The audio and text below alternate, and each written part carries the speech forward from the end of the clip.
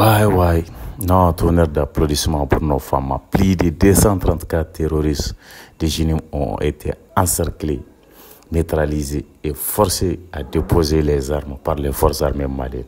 Franchement, bravo, bravo aux femmes, bravo à nos FDS. Ah non, mais ça c'est une très bonne nouvelle, chers amis. Une très très bonne nouvelle qui mérite vraiment d'être fêtée.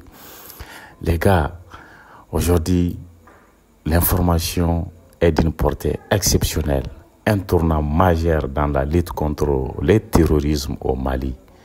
234 terroristes du Jinim ont déposé les armes. Les autres ont été neutralisés. Ceux qui n'ont pas voulu déposer les armes, là, ils ont été tous neutralisés.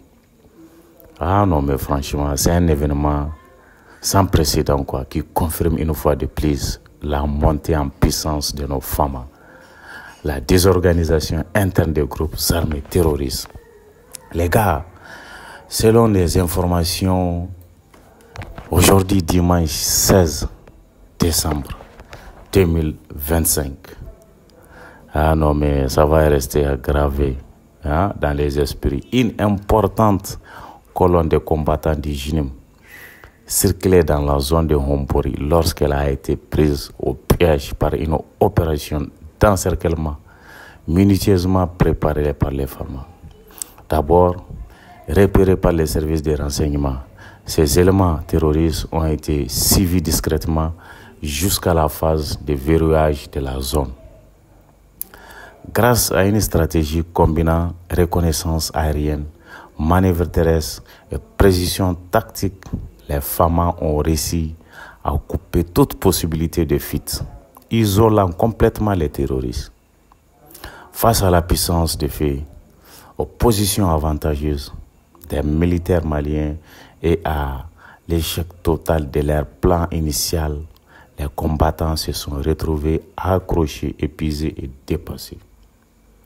Non mais, bravo. C'est-à-dire, moi-même je ne sais même pas quoi dire tellement la nouvelle, elle est très bonne. C'est-à-dire, on les a négociés de déposer les armes. Ils ont refusé. Maintenant, comme ils voient que l'armée, dans sa mission régalienne, ne cesse pas d'être, fatiguée, sont en train de les frapper. Donc, franchement, finalement, d'autres n'ont pas voulu écouter les chefs, car il paraît-il qu'il y a des chefs parmi eux qui ont trahi ces combattants-là. Face à la puissance du fait, les positions contagieuses des militaires, les frappes ont été immenses. C'est dans ce contexte que les échanges internes des terroristes interceptés par les services maliens ont relevé un moment très rare dans les rangs du Jinim. Une crise morale, une rupture de confiance et une dénonciation directe de leur chef accusé de trahison. La transcription de leur communication est d'une valeur exceptionnelle car elle montre le chaos de la confusion totale dans leurs rangs. Ils ont été trahis par leurs chefs. Ils ont été trahis par beaucoup de leurs chefs. Une affaire d'argent, la manque de compréhension. En tout cas, ils ont été trahis par leurs chefs. La perte de la cohésion du Jinim, la fuite de leurs chefs, la baisse de morale dans les rangs, la supériorité stratégique des femmes sur le terrain. Selon leurs combattants,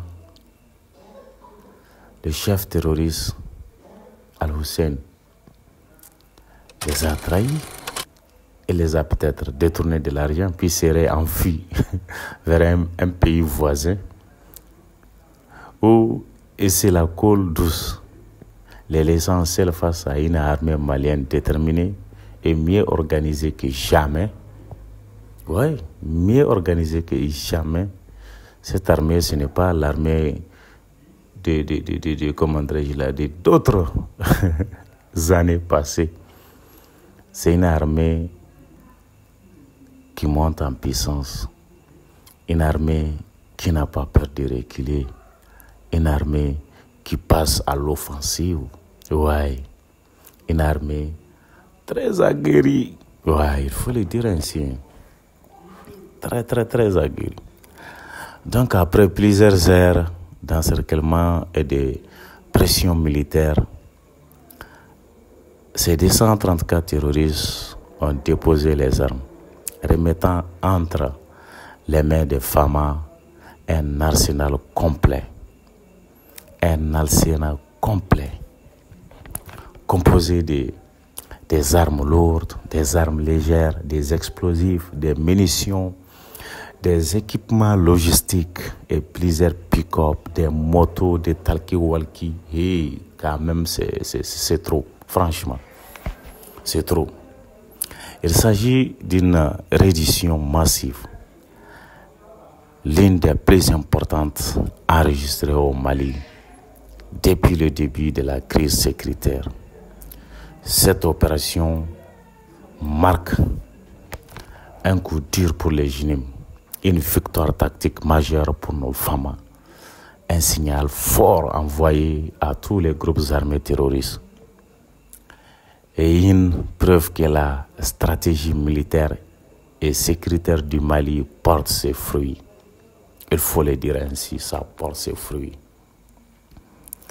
Depuis plusieurs mois, les femmes ont entrepris une profonde transformation alliant une nouvelle tactique d'encerclement, modernisation des renseignements, meilleure coordination des unités, appui aérien constant et morale élevé des troupes.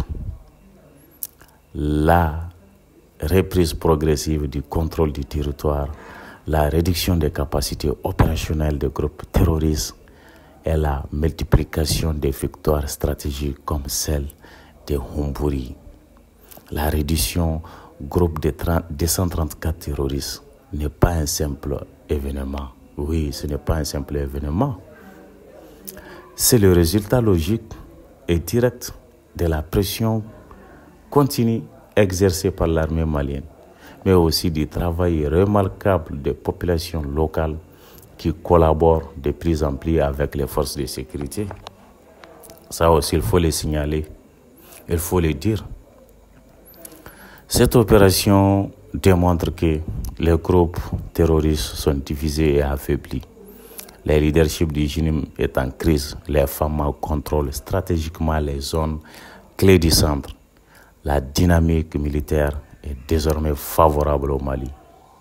Elle renforce aussi la confiance des populations dans l'armée et montre au monde entier que le Mali n'est plus dans une logique de défense, mais dans une logique de domination du terrain.